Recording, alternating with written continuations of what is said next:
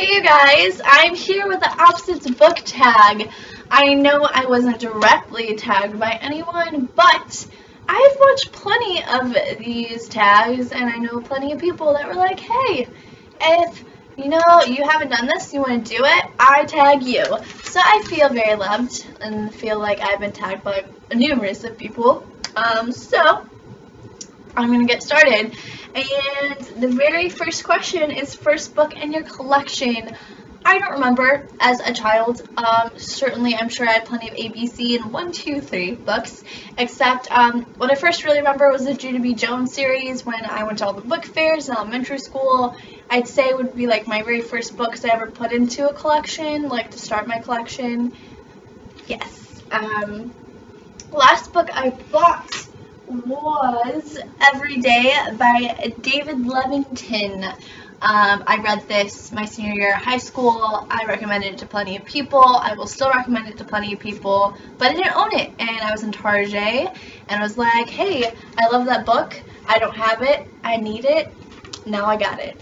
And a very expensive book. I don't even know if you can consider this a book because it's 4 books, but I said with what I had with me, because I'm at school, I'm at college, I don't have all of my stuff with me.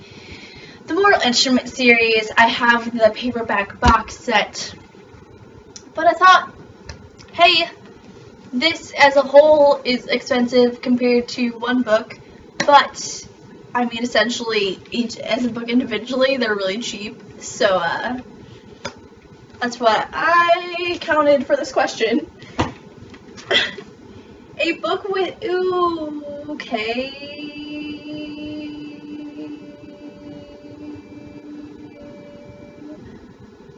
Did I not do a cheap book?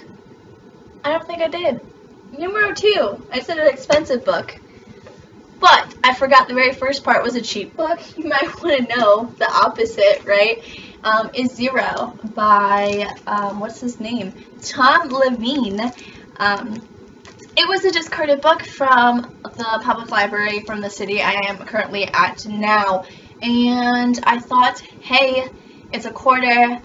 The synopsis from the inside sounds pretty interesting. I'm going to read it. Why not get it? Which is why I got it. Even though I'm pretty sure I've gotten free books before, but it's 25 cents, same deal. A book with a male protagonist. I chose Charlie. Good old Charlie from The Perks of Being a Wallflower. Yes, this isn't the pretty normal version. This is the movie version. That just means anyone with this can give me a book high five because we have Hermione with short hair on our books. So, we're cool. Yes, indeed. A book with a female protagonist. I chose Miranda from The Life as We Knew It. This is a very good apocalypse, end of the world novel. I feel like it's very realistic compared to like zombies or something of that nature. I read this in middle school, 8th grade probably. That's why it's so damaged, because Josi didn't know how to keep good care of her books back in the day. It's by Suzanne Pfeffer, if you guys ever, if you wanted to know. A book you read really fast. I chose Eclipse. Insert a picture here if you don't know the cover of Eclipse by Stephanie Meyer with the little red ribbon, if I can put it there. I read that book in a day. I remember staying up till like 4 a.m. to finish it. I've read plenty of books in a day, but that one really stuck out to me just because I remember I went through a toll of emotions, like a roller coaster. I remember crying, I remember being super happy, I remember laughing, I remember throwing the book because I was super mad at it. We had a long journey, me and that book. But one that took me super long to read is the book that I'm reading right now. And I'm the kind of person, I can't read 2 books at once. Because if one book interests me more, I'm going to totally just shift to that book and not read the other book and forget about the other book. And I know right now I'd completely stop reading this book if I start reading another one. So I'm finally 300 something pages in out of 500. I will have to rant about this, my March wrap up, but for now, that is all you have to know. A number 5. A pretty cover, insert a photo here if I can, would be The City of Ember. This is the very first dystopian novel I ever read that really got me on the roll of that kind of genre that I was never read before. It's a really pretty black basic cover, but with a light bulb on it with the wire that says Ember, and it kind of has this beautiful glow to it. I love how simple it is, and I think that's why I love it so much. It really sticks for the novel, like what, yeah, okay. A ugly cover, I chose Pretties by Scott Westerfield. Did anyone get the joke? What a knee slapper, Pretties for an ugly cover. Ah ha ha ha ha, I'm so punny. Anyways, I love the new version of the Scott Westerfield, like, ugly series. I love the white ones. I think they're beautiful. Like, they're so, like, again, the simple is, like, it's just so simple and clean and pretty. But I have the one with faces. Again, when I didn't treat them very nice, I throw them in my locker, and it still has the awesome little dragon sticker from the book fair inside of it. I'm that cool. I want to get the new versions here soon, just because and donate my other ones because I've destroyed them. Now a national book. I chose Crank by Ellen Hopkins. This novel, I do believe, took place in Nevada and as well as New Mexico in the United States of America, because that is where I'm from. I'm not from those two states, but I'm from Indiana, which brings me into my next book, because John Green is from Indiana, because he's cool, just like I am, except he's cooler because he has won awards for writing books. But this book, I know I'm kind of cheating, it's supposed to be an international book. The thing is, even though the majority of it takes place in the United States, part of it takes place in Amsterdam, which is overseas, which is not in the United States, which counts as an international book. So, yay! A very thin book for numero 7. I chose Stargirl by Jerry Spinell. It's really tiny. Would you be surprised to think this is 200 pages? I'm like astonished. I'm like, this is so compact. Whoa.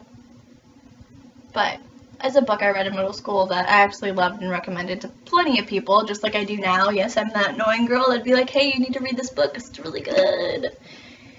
And a very thick book. The thickest book I have with me, or that looks really thick, would be Wuthering Heights. This book I've been trying to read 4 to 5 years now.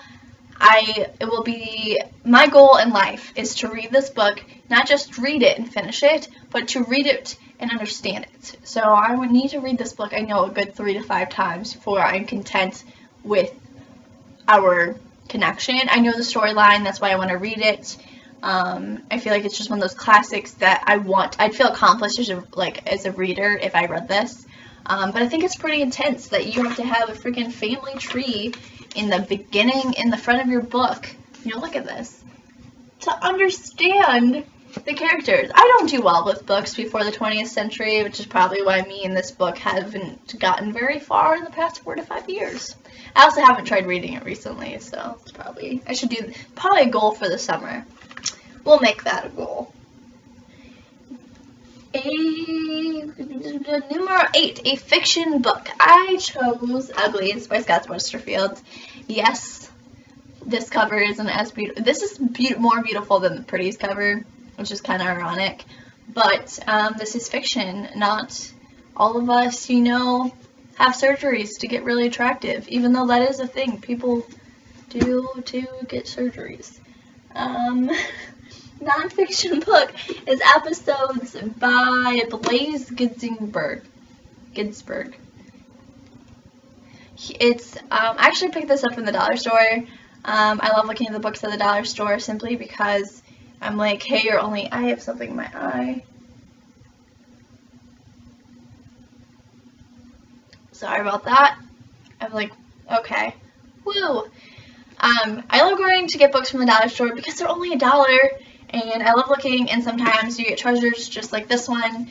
It's a, teenage autistic male who writes from his perspective on how he sees and experiences life, which is why it's called My Life as I See It, along with episodes. And why it's called episodes is because he writes it in this very unique way, which is in like episodes where it says like the cast and plot and like not plot, like quotes and soundtrack listings and all this cool stuff.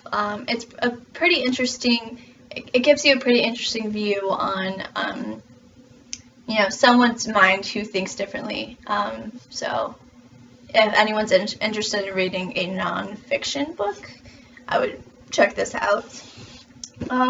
Numero 9, a very, very romantic book. I chose the Keaton Chronicle novels just because I personally don't understand even why I like them, because they're that over-dramatic, like, oh, I was making out this one guy this last night at this party, but I'm in love with this one. And, even there, I think she has, like, the god of all hotties is, like, I'm like, that's a thing. Like, she calls somebody god of all hotties. Like, it's way too, I don't know if necessarily romantic, but, like, I can't deal with it. It's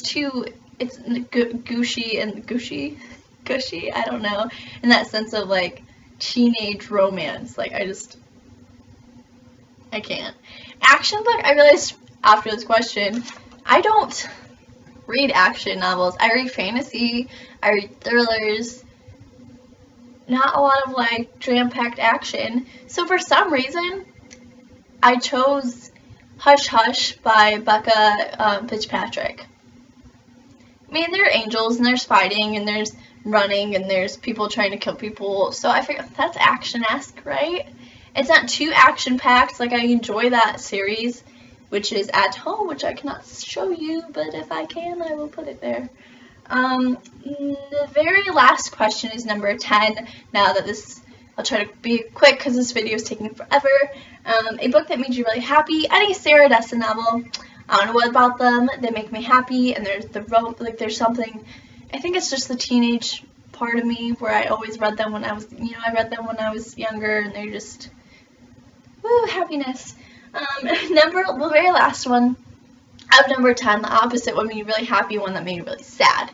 I've cried a lot of novels, but this one I remember seeing before the movie, and I know this book probably isn't read as much because the movie gets so much hate because of a certain actress was in this book, in this movie, not book, is The Last Song by Nicholas Sparks. I read this prior to seeing the movie, and the ending is so bittersweet. It is really sad, but at the same time happy, and